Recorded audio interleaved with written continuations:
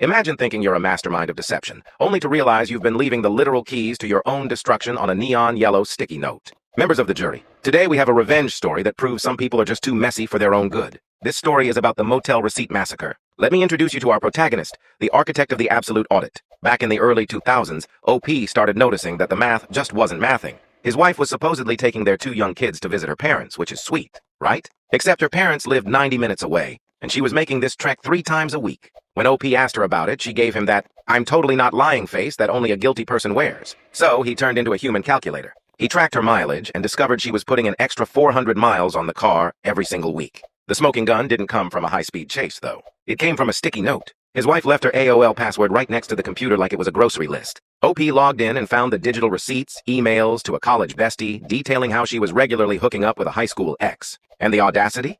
They were even making fun of the ex's wife for gaining weight. OP didn't scream, he didn't cry. He went into boss mode.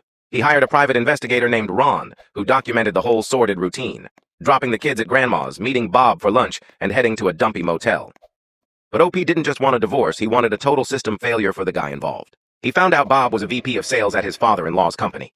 Big mistake. On the same day OP had his wife served with divorce papers at work, he sent Ron to hand-deliver the entire evidence file to Bob's wife. The fallout was nuclear. Bob's wife emptied their joint bank accounts and moved out. Her father, the boss, fired Bob immediately. Then, because her parents owned the house they lived in, Bob was evicted. He ended up with a broken nose from his brother-in-law, a criminal record for harassment, and eventually vanished from the internet entirely. OP simply walked away with his dignity and his kids, leaving the wreckage in his rearview mirror. I have to know, if you found your spouse's password on a sticky note, would you look, or are you stronger than the rest of us? Let me know in the comments.